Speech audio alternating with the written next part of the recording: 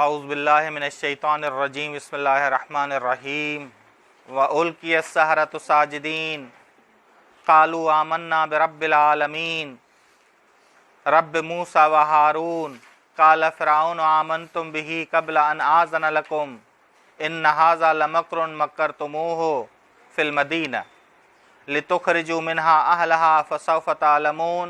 صلوات پڑھیں محمد اور آل محمد پر۔ اللہم صلی علی محمد وآل محمد وعجل فرج۔ جی سورہ اعراف کا ترجمہ اور تفسیر جاری تھی۔ آیت نمبر 120 سے وَأُلْقِيَ السَّحَرَةُ ساجدین، اور بے اختیار جادوگر سجدہ کرنے کے لیے گر پڑے۔ جادوگروں نے خود کو سجدے میں گرا دیا۔ جادوگر ایمان لے آئے، صرف جناب موسیٰ کی رہبری کو قبول نہیں کیا، بلکہ ان کا سجدہ بھی شرک سے پاک ہو گیا۔ فَغُلِبُوا هُنَالِكَ وَانقَلَبُوا صَاغِرِينَ۔ فرعونی تو فرعونی مغلوب ہو گئے۔ جادوگر ایمان لے آئے، جادوگروں نے خود کو سجدے میں گرا دیا۔ جناب موسیٰ کے معجزے کی یہ تاثیر تھی، جناب موسیٰ علیہ السلام کے معجزے کی تاثیر تھی۔ قالو، انہوں نے کہا، آمنا برب العالمین، ہم ایمان لائے ہیں رب العالمین پر۔ بس رب العالمین یعنی اللہ کے علاوہ کوئی رب نہیں ہے۔ اعلان ہے کہ فرعون تم کوئی رب نہیں ہو، تم مصر کے اعلیٰ رب نہیں ہو، کہ تم کہتے ہو مصر کا میں اعلیٰ رب ہوں۔ یہ جملے تھے جو قرآن نے نقل کیے ہیں، انا ربکم الاعلیٰ، میں مصر کا اعلیٰ رب ہوں۔ یہ جملے کہا کرتا تھا فرعون۔ اب جادوگروں نے کہا، قالو، انہوں نے کہا، آمنا برب العالمین، ہم اللہ کو ہی رب العالمین مانتے ہیں اور اس پر ایمان لاتے ہیں۔ رب موسیٰ و ہارون، موسیٰ اور ہارون کا جو رب ہے، نہ کہ مصر کے جاہل لوگوں کا جو رب ہے، بلکہ موسیٰ اور ہارون کا تاکید کی، تاکہ بس معلوم ہوتا ہے۔ یہ تاکید کرنے کی ضرورت کیوں پڑی؟ کیونکہ فرعون بھی خود کو رب اعلیٰ کہتا تھا۔ فرعون بھی خود کو رب اعلیٰ کہتا تھا، اس وجہ سے یہ تاکید کی ہے کہ فرعون ہم موسیٰ اور ہارون کے رب پر ایمان لائیں۔ بس اس سے ایک اور چیز واضح ہو گئی کہ موسیٰ اور ہارون کے رب پہ ایمان لائے ہیں۔ اس سے یہ ایک اور چیز واضح ہو گئی کہ جناب موسیٰ اور ہارون کی نبوت پر بھی ایمان لے آئے۔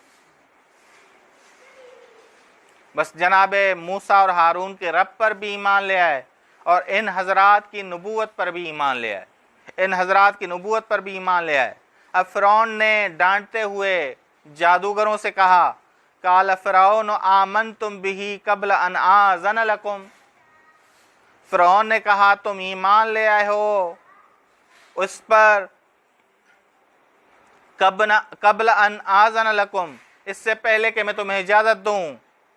ان ھذا، یہاں سے فرعون تہمت لگا رہا ہے، جادوگروں پہ تہمت لگا رہا ہے۔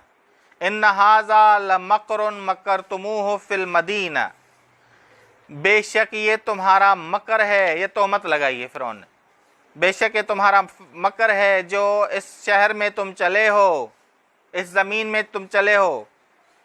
یعنی کیا؟ تم اس شہر میں، اس ملک میں، اس زمین میں میری حکومت کو ختم کرنا چاہتے ہو، تمہاری چال یہ۔ ان ھذا لمکر، ھذا یعنی رب موسیٰ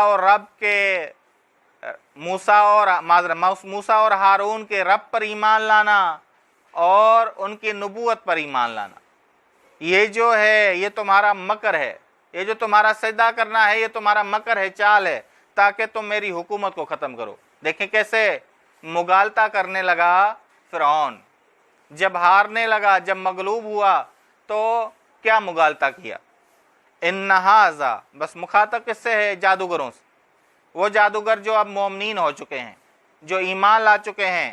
ان ھذا لمکر، بے شک تم نے اس شہر میں، اس زمین میں میری حکومت کے خلاف چال چلی، میری حکومت کے خلاف چال چل رہے ہو، لَمَكْرٌ مَكَّرْتُمُوهُ فِي الْمَدِينَةِ، مدینہ یعنی اس سرزمین میں، اس ملک میں، اس شہر میں، لِتُخْرِجُوا مِنْهَا أَهْلَهَا، کون سا کارڈ استعمال کیا؟ وطن کا، تاکہ تم نکالو اس سے، اس وطن سے، اس زمین سے اس کے اہل کو، اس کو بس. یعنی تین ہم نے تفسیریں کی تھیں کہ اول تو وسائل سے دور کرنا چاہتے ہو اس کے اہل کو، بس معلوم ہوتا ہے کہ وسائل والی زمین تھی، وسائل والی زمین تھی، تم اس کے رہنے والے کو وسائل سے دور کرنا چاہتے ہو، وسائل سے، ثقافت سے دور کرنا چاہتے ہو، اور وطن سے، زمین سے دور کرنا چاہتے ہو، زمین سے دور کرنا چاہتے ہو. لِتُخْرِجُوا مِنْهَا، تاکہ تم نکالو ان کو اس شہر سے، یعنی اہل کو، اس کے اہل کو. کون سے اہل؟ جو آپ لوگوں کا ساتھ دیں گے ان کو ہم نکال دیں گے، اور تم ان اہل بیچاروں کو تم نکال رہے ہو، وطن سے دور کر رہے ہو، وسائل سے دور کر رہے ہو، وسائل سے دور کر رہے ہو. ٹھیک، مراد یہ کہ وسائل سے، وطن سے دور کرنا چاہتے ہو تم. لِتُخْرِجُوا مِنْهَا أَهْلَهَا فَسَوْفَ تَعْلَمُونَ، پس تم سب جان لوگے، تم سب جان لوگے. کیا جان لوگے؟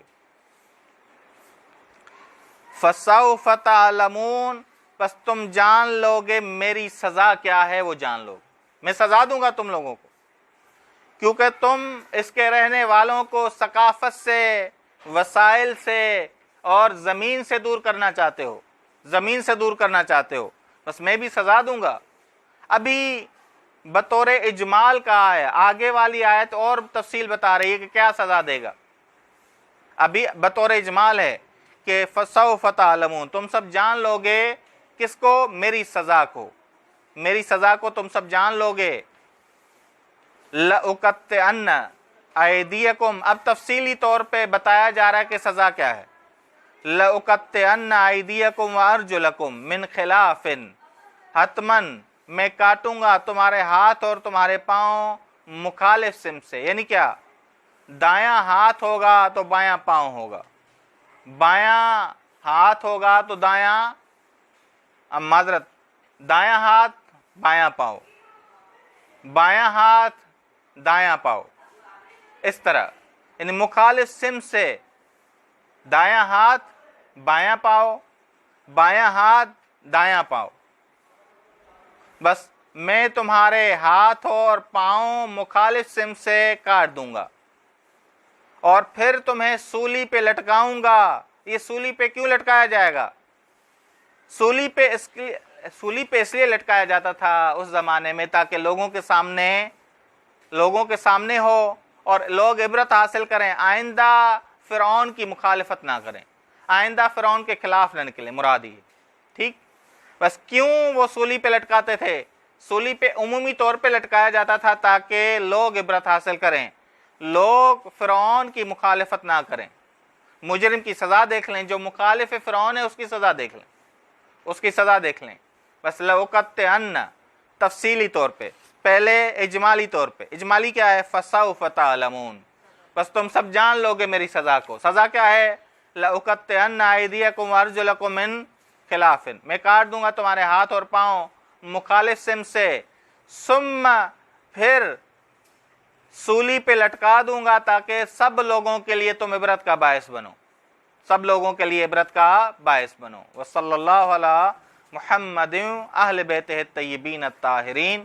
اللہم صلی علی محمد وآل محمد وعجل فرجہم وسہل